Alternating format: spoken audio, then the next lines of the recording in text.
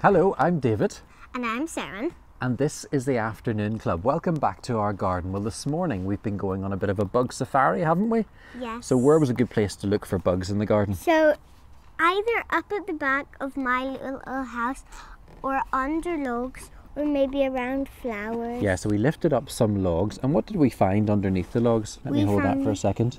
Tell me what some of these are. What's that? A millipede. We've got a few millipedes, that's right. We've got, what are those? A woodlice. Woodlice, yes. And then this guy, do you know what that is? No, I don't. Yeah, that's a centipede. So he's a bit, yeah, he's kind of like the millipede, isn't he? Yeah, but only he's a different kind of colour. And there's lots of other bugs in the garden as well. You had a big snail in there as well. What happened to the snail? He crawled out and I named him Lightning. Lightning the snail, okay, so he was very fast and he escaped. Well, why do you think it's good to have insects in the garden, Sarah? They pollinate. Mm-hmm. And they also... Well, they break things down, yeah, don't they? So if we looked under some of the... And they eat other insects. They do, yeah. Well, let's go through some of those things. So the first thing is they break things down. So they chew on bits of wood and bits of leaves and things like that, and they begin to turn it into soil, which is great for the garden. So they break things down. Otherwise, we'd have lots of wood and leaves and all sorts of things building up in the garden. So that's really good. The other thing they do, and if you might know a ladybird, you know what a ladybird looks like? Yes. What does a ladybird look like? It's red and it has black spots. And do you know what's great about ladybird as a bug? No. It eats something in the garden that gardeners don't really like. Do you know what it eats? It eats little bugs called aphids, little green bugs. And sometimes they cause a lot of damage to plants. So we I remember those. Yeah, so we really like having ladybirds in the garden. That is excellent. And the last one that I'm going to talk about, you already mentioned, it was pollination. Now these guys aren't really involved in pollination, but what do you think helps with that? Bees and butterflies. Bees and butterflies, and we love having bees and butterflies in the garden. And just over there, we've got some apple trees, haven't we? Yeah. And what have they got on them at the moment? They've got apple blossoms. They've got blossom, isn't the blossom lovely?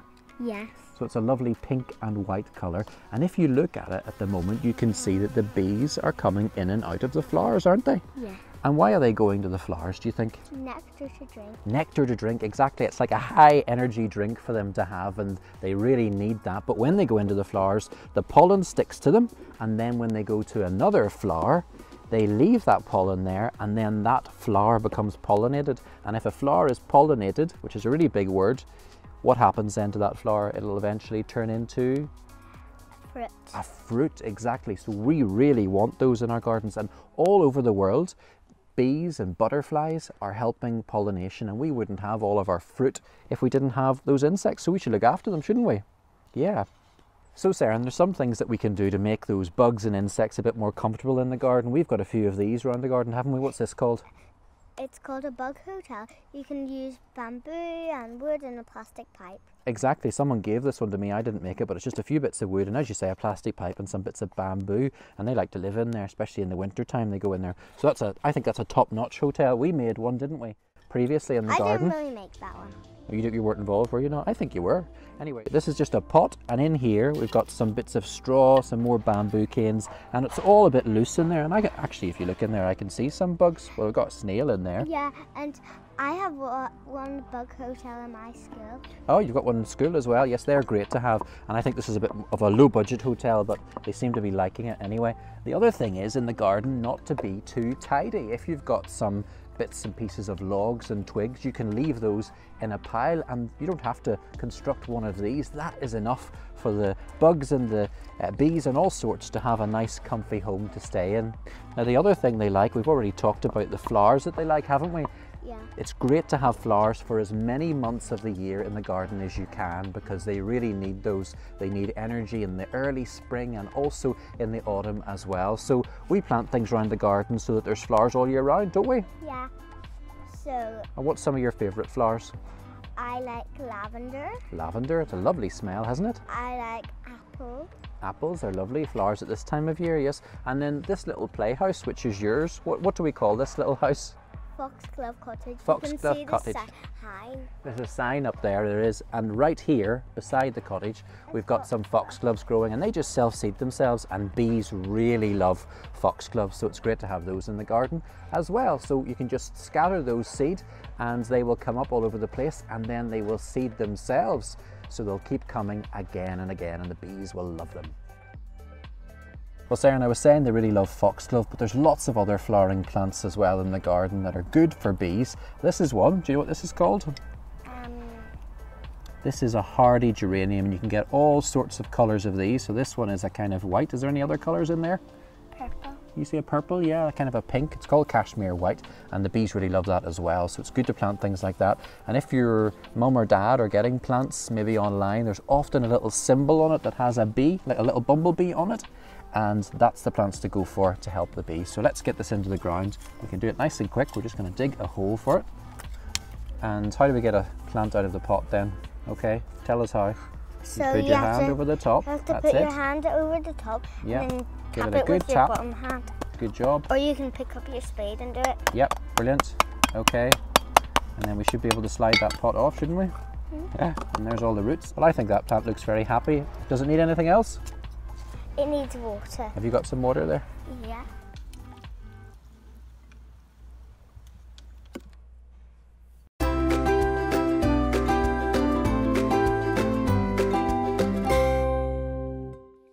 Well, Sarah, we were talking about bees and butterflies being so good for the garden and pollinating for us.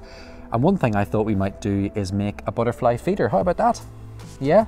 So what you need for this is some card, some scissors, some colouring in pens. You need some bamboo canes or sticks, and pots filled with soil or sand or grit.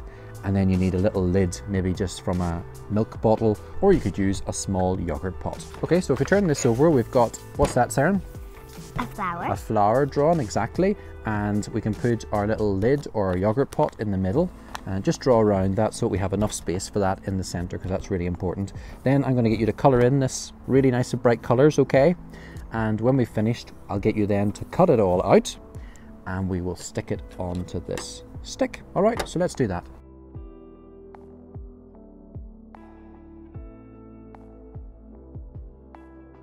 Okay, so now we're sticking on our bottle tops, making sure they're well stuck, and we've just used double-sided tape for that. But you could use glue if you have it, some strong glue. So now we're going to put the sticks on, Sarah, and we just use sellotape for that. Okay, so let's turn them over, Sarah, and we can see that we've got our nice flowers, haven't we?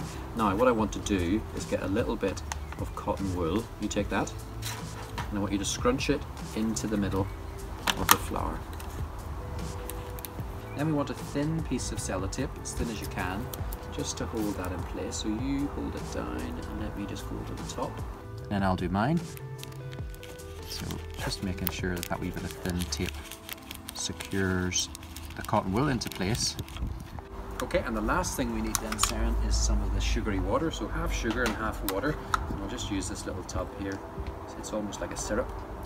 And we're just going to pour some of that into the hole like that. Okay, so that is our feeders all ready, and the butterflies will just love coming down onto that and taking some of that nice sugary syrup. So we want something for them to stand in, so let's use these pots. That's it. And turn it around so everybody can see, so put them in there. And that is our butterfly feeders. Do you like them? They're nice, aren't they?